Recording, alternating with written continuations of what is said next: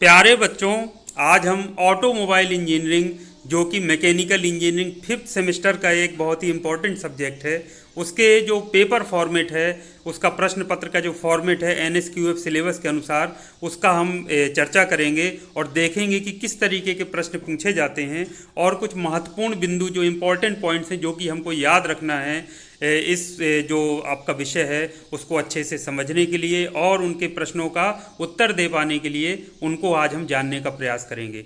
तो बच्चों, ये ऑटोमोबाइल का पेपर अभी आपके सामने अभी स्क्रीन पर आप देख पा रहे हैं। तो आइए हम बिंदुवार एक एक देख लेते हैं कि किस तरीके के प्रश्न इसमें आते हैं और ये जो प्रश्न इसमें पूछे जाते हैं उसमें ऐसी कौन सी खास बात है जो आपको याद रखना है और वो पॉइंट्स आपको याद रखना है अभी इस समय, क्योंकि अभी आपकी पढ़ाई चल रही है। ठीक है बच्चों, तो आइए हम शुरुआत करते हैं। तो बच्चों, जैसा कि आप देख पा रहे हैं, विषय का नाम ऑटोमोबाइल इंजीनियरिंग लिखा है, कोड इसका 2220 है, 50 नंबर का ही होता है, 2.5 घंटे का समय। जैसा सभी में नोट्स 3 लिखे रहते हैं कि सभी प्रश्नों के उत्तर देना है और इसमें भी 5 प्रश्न हैं, 50 नंबर के हैं, तो 10-10 का प्रत्येक प्रश्न है, 1 2 3 4 5 प्रत्येक 10 का। प्रत्येक में 3-3 पार्ट दिए हैं, तो 3 में से कोई आपको 2 करना है, तो ABC करके आपको दिया हुआ है। तो ये सबसे पहले इंग्लिश का वर्जन है और नोट्स में ये लिखा रहता है कि यदि हिंदी और इंग्लिश वर्जन में कोई भी अंतर आता है तो आप इंग्लिश वर्जन के हिसाब से आप उसका उत्तर दीजिए, उसी को सही माना जाता है। और तीसरा नोट्स ये रहता है कि मोबाइल और पेजर फ़ोन अलाउड नहीं है स्टूडेंट्स को, तो ये आप भली भांति जानते ही हैं। तो ये बच्चों इंग्लिश वर्जन पहले है, तो इंग्लिश वर्जन को हम छोड़ते हुए हिंदी मीडियम के स्टूडेंट्स क्योंकि ज़्यादा हैं तो इसलिए मैं हिंदी मीडियम के हिसाब से मैं चर्चा करूँगा और वही चीज़ सेम इंग्लिश मीडियम पर भी लागू होती है।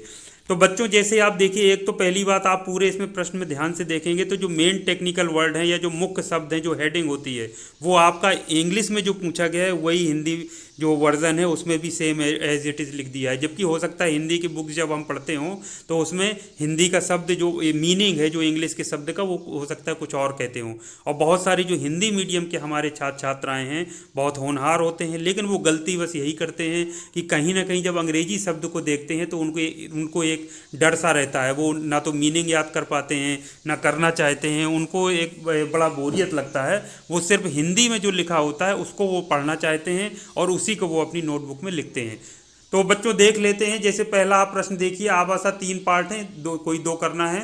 तो चेंचिस फ्रेम के प्रकार लिखिए। अब चेंचिस फ्रेम बच्चों ये अंग्रेजी शब्द है, आपने देखा था पहले उसमें चेंचिस फ्रेम ही लिखा था, सिर्फ यही तो हिंदी में लिख दिया के प्रकार लिखो, तो और उनमें से किसी एक की बनावट का संक्षिप्त वर्णन करो। तो चेंचिस फ्रेम, आपको चेंचिस फ्रेम को हो सकता है हिंदी की बुक्स में आप देखो तो कुछ चेंचिस फ्रेम को कुछ और कहते हो, लेकिन बच्चों उन्होंने देखिए चेंचिस फ्रेम ही उसको लिखा है। दूसरा है ऑटोमोबाइल के मुख्य अवयव क्या है, प्रत्येक का संक्षेप में वर्णन करिए। तो ऑटोमोबाइल को देखिए बच्चों, ऑटोमोबाइल ही लिखा है, जबकि हो सकता है ऑटोमोबाइल को कुछ और हिंदी में कहते हैं। विभिन्न प्रकार के क्लच के नाम लिखिए, सेंट्रीफ्यूगल क्लच का स्वच्छ चित्र बनाकर संक्षेप में वर्णन कीजिए। तो एक तो क्लच का देखिए, क्लच अंग्रेजी शब्द है, जो आपका क्लच का जो मेन टेक्निकल वर्ड है वही क्लच लिखा है। और सेंट्रीफ्यूगल क्लच को हो सकता है, सेंट्रीफ्यूगल को आप जानते हैं हिंदी में क्या कहते हैं, उसको हो सकता है हिंदी में आपने कुछ और पढ़ा हो। तो बच्चों आप हिंदी में पढ़िए, जानना जो बहुत ज़रूरी है, आपके अंदर होना चाहिए कि सेंट्रीफ्यूगल क्लच को हिंदी में क्या कहा जाता है। लेकिन आप उसको जो आप पढ़िए, जब आप नोटबुक बनाइए तो आपको अंग्रेजी शब्द के अनुसार ही उसको पढ़ करके समझना है और साथ में उसकी हिंदी जरूर सीखिए, तो उससे आपको पढ़ाई के दौरान बहुत हेल्प मिलती है, सहायता मिलती है, लेकिन उसको इग्नोर नहीं करना है। तो बच्चों ये जो पूरा सब्जेक्ट है इसमें मैं आपको बता देता हूँ पहले से, पहले आप चाहे तो प्रश्न देख लीजिए। इसमें प्रत्येक प्रश्न में चित्र जरूर पूछा है, डायग्राम जरूर होगा, स्वच्छ चित्र बनाकर या डायग्राम बनाकर, या कई बार नहीं भी लिखा है तो यदि आप डायग्राम बना करके जब तक उस चीज़ को नहीं समझाएंगे जब तक उसमें आपको तब तक मार्क्स नहीं मिलेंगे, और मिलेंगे भी तो बहुत अच्छे मार्क्स नहीं मिलेंगे। तो बहुत इंपॉर्टेंट चीज़ है, सब चित्र देखिए, एक की बनावट का संक्षिप्त वर्णन करिए, प्रत्येक का अवयव का संक्षिप्त में समझाइए, सेंट्रीफ्यूगल क्लच का स्वच्छ चित्र बनाकर समझाइए। अब देखिए दूसरे प्रश्न में आ जाइए, 3 है, डिफरेंशियल की कार्यविधि को चित्र की सहायता से समझाइए। इसमें भी देखिए चित्र आ गया, आपको चित्र तो बनाना ही बनाना है। गियर बॉक्स के उद्देश्य की आवश्यकता को सूचीबद्ध कीजिए और किसी एक प्रकार के गियर बॉक्स का विस्तार से वर्णन करिए। तो गियर बॉक्स का अगर आप वर्णन कर रहे हैं तो आपको एक छोटा सा सिंपल सा चित्र जरूर बनाना पड़ेगा और तभी आप अच्छे से उसका वर्णन कर पाएंगे। नहीं बिना चित्र बनाए, बिना सिंपल सा उसका कॉन्सेप्ट समझे आप उसका वर्णन कर ही नहीं सकते, और करेंगे भी तो गलत करेंगे। अगला पावर स्टीयरिंग की कार्यविधि चित्र सहित समझाइए, फिर इसमें चित्र आ गया। तो कहने का मतलब ये बच्चों सब्जेक्ट ऐसा है, इसकी एक विशेषता है कि इसमें प्रत्येक प्रश्न में लगभग, मैं एक आध प्रश्नों की बात नहीं करता हूँ कि जिसमें चित्र आप ना बना पाएँ या बनाने की आवश्यकता नहीं है, नहीं सभी प्रश्न ऐसे हैं कॉन्सेप्चुअल की आपको डायग्राम की सहायता से ही उसको समझाना है, उसका उत्तर देना है, साफ स्वच्छ चित्र जरूर बनाना है। तीसरा देख लीजिए बच्चों, देख लेते हैं आवासा है ब्रेक के प्रकार प्रणालियों के नाम लिखिए। हाइड्रोलिक ब्रेक प्रणाली को सचित्र समझाइए। आ गया बच्चों हाइड्रोलिक ब्रेक प्रणाली, सचित्र समझाइए। बा है एंटी लॉक ब्रेक प्रणाली और उसकी कार्यविधि को चित्र सहित समझाइए। ब्रेक ब्लीडिंग से क्या तात्पर्य समझाइए। देख लीजिए बच्चों ब्रेक ब्लीडिंग, अगर आप इसको हिंदी वाले बच्चे जो ब्रेक ब्लीडिंग को देखिए कि आप लोग क्या पढ़े बैठे हैं, और देखिए ब्रेक ब्लीडिंग को ब्रेक ब्लीडिंग ही लिखा है। एंटी लॉन्च ब्रेक प्रणाली, देख लीजिए प्रणाली हिंदी में लिखा है। एंटी लॉक ब्रेक जो ब्रेक सिस्टम है उसको देखिए एंटी लॉक ब्रेक सिस्टम, आप वैसे ही देख के समझ लीजिए। तो अगर आप बच्चों कुछ और आपने पढ़ के बैठे हैं तो आप जान लीजिए कि वो हिंदी में हो सकता है बिल्कुल ना पूछे, वो अंग्रेजी के ही शब्द को अंग्रेजी में हिंदी वाले ट्रांसलेशन में भी यही लिखेगा।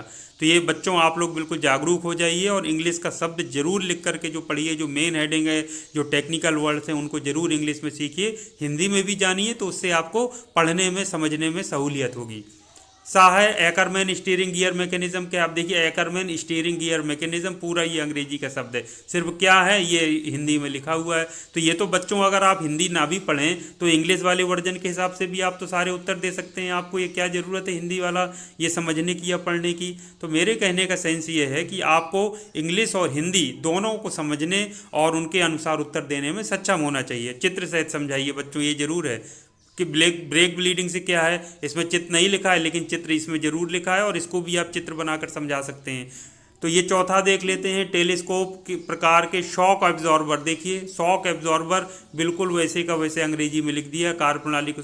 अब शॉक एब्जॉर्बर को, शॉक मतलब झटका, एब्जॉर्बर मतलब अवशोषित करने वाला, तो हो सकता है झटका अवशोषक पढ़ करके आप बैठे हों। अब वो पता नहीं क्या पूछ रहा है, आप क्या उसको लिख रहे हैं, और जब शॉक एब्जॉर्बर ऐसा लिख के आ गया अब आप समझ ही नहीं पा रहे हैं कि अरे लिखा क्या है, क्या वो कह रहा है, टेलीस्कोपिक के प्रकार के कौन से पूछ रहा है।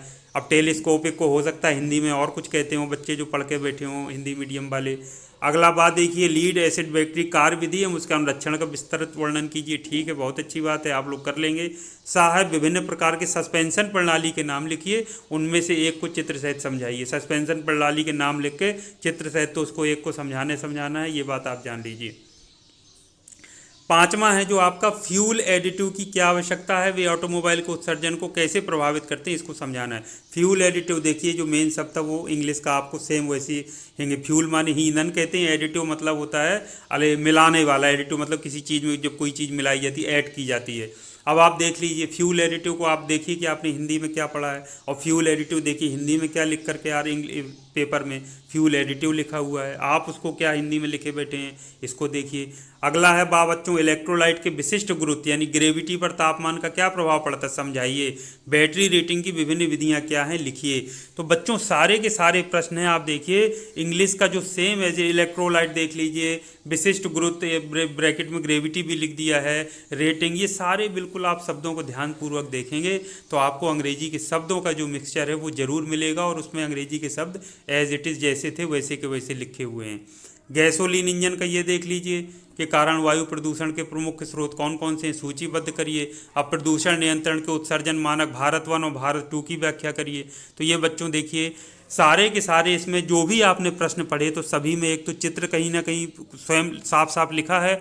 यदि इन चित्र के लिए नहीं भी लिखा है, आपको कोई चीज़ समझाने के लिए बोली गई है, तो ये ऐसा सब्जेक्ट है कि आपको चित्र की सहायता से या स्कीमेटिक डायग्राम की सहायता से या सिंपल कुछ भी जो भी आपको पॉसिबल हो सकता है डायग्राम बनाना, उसके के द्वारा यदि आप समझाएंगे तो आपको नंबर भी अच्छे मिलेंगे। और यदि खुद आपने ऐसे चित्र बना करके उसको सीखा होगा, पढ़ा होगा, तभी आप परीक्षा में एक्सप्लेन भी कर पाएंगे।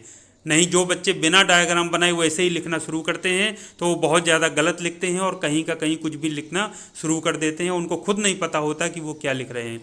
तो बच्चों ये ऑटोमोबाइल का आपने देखा पेपर, सारा का सारा पेपर। एक तो आपको क्या करना है, पहला टिप आपका कि आपको जो अंग्रेजी के शब्द हैं एज इट इज़, उनको जो मेन हेडिंग है टेक्निकल वर्ड्स हैं बिल्कुल वैसे का वैसे सीखना है। उसकी हिंदी भी हमको जानना है, याद रखना है, मीनिंग अच्छे से समझ लेना है। दूसरी जो महत्वपूर्ण बात, कोई भी टॉपिक आप ऑटोमोबाइल में पढ़ रहे हैं तो उसका डायग्राम बनाना जरूर सीखना है, और डायग्राम को देख करके उसको एक्सप्लेन करने की आदत डालिए। डायग्राम बनाना सीख लीजिए, उससे कॉपी कर करके उसमें सारा चीज़ लिखने की आदत डालिए, तो बहुत अच्छे से आप सीखेंगे और बहुत अच्छे नंबर पाएंगे। तो बच्चों, उम्मीद करता हूँ कि आपका जो पेपर डिस्कशन है वो आपको जब आप पढ़ेंगे तो अब आप मेरी बातों को ज़रूर ध्यान रखेंगे और आपको समझ में आई होंगी चीज़ें। आगे हम मैंने फिर बताया कि इतना मेरे पास समय नहीं है कि सारे विषयों को मैं आपको अब पढ़ा सकूं, समय बहुत कम है, लेकिन जो मेन प्रत्येक विषय के जो भी टॉपिक्स हो सकते हैं, जो परीक्षाओं में पूछे जाते हैं, प्रश्न पूछे जाते हैं, जो इंपॉर्टेंट टॉपिक्स हैं, जो ट्रिक्स हो सकती हैं पॉसिबल, उनके बारे में मैं चर्चा आपसे ज़रूर करूँगा परीक्षा के पहले पहले जितना भी संभव हो सकेगा। तो शुभकामनाओं सहित आज के इस वीडियो को यहीं मैं समाप्त करता हूँ। आप इसी तरह से अच्छे से पढ़ते रहिए और अच्छे नंबरों से परीक्षा में पास होकर के दिखाइएगा। Thank you very much. आपका दिन शुभ हो।